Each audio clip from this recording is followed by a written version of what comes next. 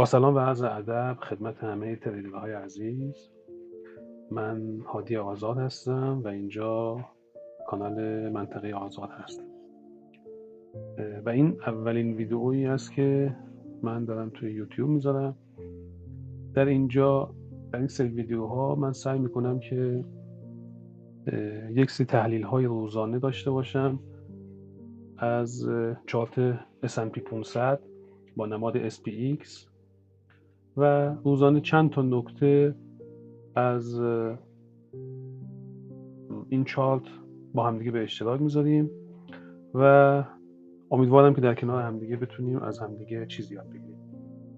خب این تاریخی که امروز ملاحظه میکنید 30 ژوئن 2025 که امروز میخوام چند تا نکته در موردش بهتون بگم که در واقع از این کندل قرمز رنگ شروع شده و تا این کندل تموم شده و من برای که اوپن و کلوز بازار مشخص بشه ابتدا و انتهاشو با خط زرد مشخص کردم.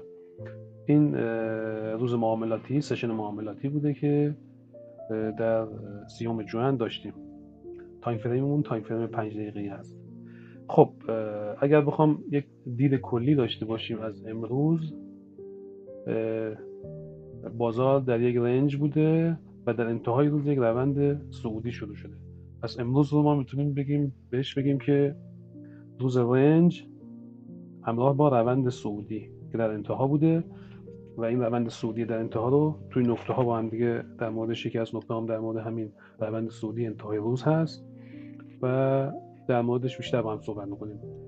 خب اولین نکته‌ای که میخوام خدمتتون عرض بکنم این است که ما همیشه قبل از اینکه بخواد سشن معاملاتیمون شروع بشه، یعنی قبل از اینکه این کندل اول شروع بشه، ما باید در بازار آماده باشیم و کاری که باید بکنیم همیشه باید قبل از اینکه مارکت شروع بشه باید کندل های روزانه قبل رو بررسی بکنیم، یعنی روزهای قبل، روزهای معاملاتی قبلی کندل های روزانه‌اش رو بررسی بکنیم تا یک دید کلی نسبت به احتمالاتی که امروز میتونیم داشته باشیم به دست بیاریم.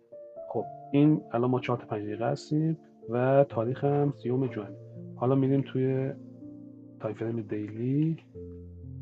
خب اینجا خب همینطور که میبینید این کندل مربوط به امروز هست که 30 ژوئن و ما با کندل های قبلش کار داریم. خب ما میبینیم که طی 5 کندل گذشته ما 4 کندل صعودی داشتیم که اکثرانشون در بالای میانه و یا در سقف خودشون بسته شدن. این در سقف بسته شده، این در سقف بسته شده و همشون تقریبا در سقف بسته شدن و فقط یک کندل نزولی دوجی داریم. پس این به ما این احتمال رو میده که بعد از این 5 کندل احتمالاً امروز هم یک روز روند صعودی خواهد بود و همینطور که ملاحظه میکنید اینجا ما یک روند صعودی داریم که اومده اینجا یه بار مووینگ اوریج رو تست کرده، دوباره حرکت کرده و در این کندل این روز که 23 ژوئن بوده دوباره تست کرده و در سقف خودش بسته شده و یک روند صعودی رو شروع کرده. پس امروز که این کندل اتفاق افتاده داخلش، ما از قبل میتونستیم این احتمال رو بدیم که یک روز روند صعودی میتونیم داشته باشیم. پس این نکته اول بود. حالا میریم سراغ نکته دوم. خب نکته دومی که میخوام خدمتتون عرض بکنم اینه که بازار با یک گپ صعودی باز شده. من این خط رو پاکش بکنم که گپ صعودی کامل دیده بشه. خب اینجا آخر هفته بوده، امروز که 30 ژوئن هست، دوشنبه ابتدای روز هفته هم هست و اینجا 27 ژوئن بوده و روز اول هفته بازار با یک گپ صعودی باز شده. کندل های قبلی هم که دیدیم که صعودی بودند و امروز هم با یک گپ صعودی باز شده و وقتی با گپ صعودی باز میشه هنوز احتمال این که روند صعودی داشته باشیم وجود داره. اما مسئله‌ای که اینجا میخوام بهتون خدمتتون عرض بکنم اینه که ما توی این 4 کندل ابتدای روزمون 1 2 3 4 تو این 4 تا کندل ما 3 تا کندل نزولی داریم. 3 تا کندل نزولی داریم. منتها 3 تا کندلی هستن که خیلی قدرتمند نیستن. که ما فرض رو بر روند نزولی بزنیم. اما این کندل های نزولی به ما یک احتمال رو میتونن بدن که بازار میخواد کف این گپ صعودی رو اینجا رو احتمالاً میخواد تست بکنه. یعنی در بعد از این 4 کندل ما احتمال اینو میدیم که بازار بخواد تا این سطح سقف اوپن بخواد پایین بیاد و اینجا تست بکنه. اما چون 4 تا کندل نزولیمون خیلی قوی نیستند، احتمال اینکه بخواد یک روند نزولی شروع بشه اینجا ما دلایلی نداریم که همچین چیزی باشه. ممکنه بعد از این که بخواد بیاد این گپ تست بکنه یا این کلوز رو تست بکنه، کلوز روز قبل رو، ممکنه که با قدرت بیاد و اون موقع ما فرض رو بر ادامه روند نزولی بگذاریم. ولی در حال حاضر بعد از این 4 کندل ما احتمالی که میتونیم بدیم اینه که بازار میخواد این گپ رو تست بکنه. نکته سومی که میخوام خدمتتون عرض بکنم اینه که بازار در ادامه بازار وارد یک رنج شد و یک رنج واضح شد. اگر بخوایم دقیق حساب بکنیم از کندل اوپن که شروع شد، بازار تا کندل شماره 62 به صورت کامل توی یک رنج قرار گرفته بود. بازار کاملا توی یک رنج هست و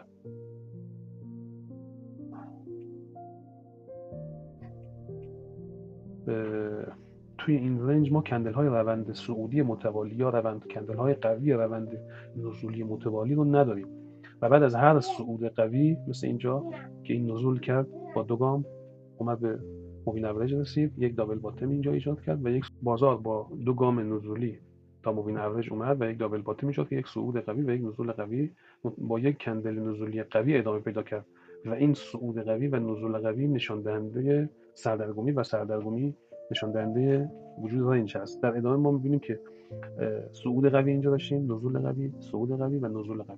پس ما در یک رنج هستیم و در یک رنج باید در کف بخریم و در سقف بفروشیم و سودهای سریع به دست بیاریم. نکته چهارمی که من میخوام خدمتتون عرض بکنم در اینجا ما بالاخره در این رنج بازار اومد و این کف اوپن رو تست کرد.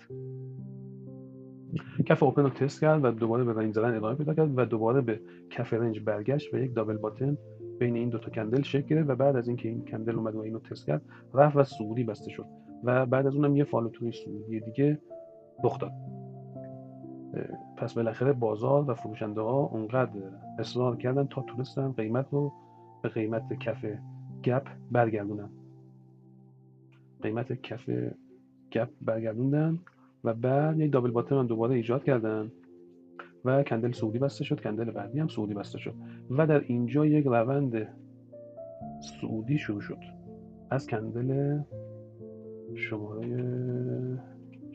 این کندل شماره 62 یعنی حدود 1 ساعت و نیم تا آخر مارکت باقی مونده. معمولا ما در اواخر مارکت احتمال رخ دادن شروع شدن یک روند چه صعودی چه نزولی وجود داره، اما روندهایی که بیشتر از نیم ساعت یا 35 دقیقه آخر زودتر شروع بشن که اینجا 1 ساعت و خورده مونده، احتمال اینکه این روند ادامه پیدا بکنه و بعد برگرده مثل اینجا وجود داره. اگر این روند دیرتر شروع شد احتمال اینکه مستقیم بالا بره و همونجا دیگه ایست بکنه و بازار کلوز بشه وجود داشت. پس اینجا ما یک روند صعودی برامون شروع شد که میتونستیم در بالای این کندل یا در بالای کندل فالو ترو یا در بالای این کندل صعودی میتونستیم در این بالا وارد بشیم و حد ضررمون هم زیر این دابل باتم بود. خب نکته پنجم که میخوام خدمتتون عرض بکنم اینه که یک نکته خیلی مهم هست که معمولاً ماها سهل و ساده از کنارش رد میشیم. استفاده از حد ضرر مناسب. اگر هر کسی، ما پیش‌فرضمون این بود که امروز احتمالاً روند صعودی داریم، اگر هر خریداری میخواست مثلا بعد از این 2 گام نزولی در اینجا و یک دابل باتم در مووینگ اوریج میخواست وارد بشه، میتونست در بالای این وارد بشه، در بالای این کندل میتونست با استاپ هولدر وارد بشه، یا دوباره بعد از این کندل دوباره میتونست این رو یک دابل باتم، این کف این کندل و کف این کندل رو یک دابل باتم فرض کنه و در بالای این کندل میتونستیم وارد بشیم. و یا در هر جای دیگه اینا در بالای کندل های صعودی یا در کلوز کندل های نزولی یا حتی هر جایی فرق نمیکنه. ما اگر هر جایی در این رنج تا کندل 62 می‌خواستیم وارد بشیم، استفاده از حد ضرر مناسب، یعنی زیر هیچ کدوم از اینا مکان مناسبی برای گذاشتن حد ضرر نبود. حد ضرر یا باید در زیر کف گپ می بود یا در زیر کلوز دیروز. یعنی باید حد ضرر میباید یا زیر این خط می بود یا در اینجا باید بود یا می آوردیمش زیر کلوز دیروز. فروشنده ها اینجا فروختن و بازار رو آوردن پایین. منتها اینجا که رسید دوباره فروشنده ها سید سود کردن و خریدارا خریدن. پس اگر ما به هر دلیلی اینجا اگر خریده بودیم و از حد ضرر مناسب استفاده کرده بودیم به یک سود خوب رسیده بودیم. و اگر بخوایم یک حرکت اندازه‌گیری براش فرض بکنیم، اگر بر این مبنا ما قرار بدیم، اگر بر این کف باشه به تارگت نرسیده، ولی اگر ما فرض رو بر این کف بذاریم، کف دابل باتم پایینتر، میبینیم که مارکت دقیقاً این تارگت رو زده و بعد به پایین برگشته بر مبنای این کف و این سقف. کف دابل باتم معمولاً باید از کف پایینتر شروع بکنیم و اگر اون رو رد کرد دوباره به کف. اینجا مبنا بر این بوده و بعد اینجا دیگه خریدارایی که خریده بودن سود کردن. خب خیلی ممنون که تا اینجا ویدیو رو دیدین. متشکر از اینش که با من بودین. امیدوارم که بتونم همچنان ویدیوهای بهتری براتون درست بکنم و نکاتی هم که شما به ذهنتون رسید و دیدین حتما برام بنویسین. مسلماً این چارت پر از ده‌ها و صدها نکته است ولی من فقط چند تاشو میتونم هر روز بگم. متشکرم، ممنون، خداحافظ.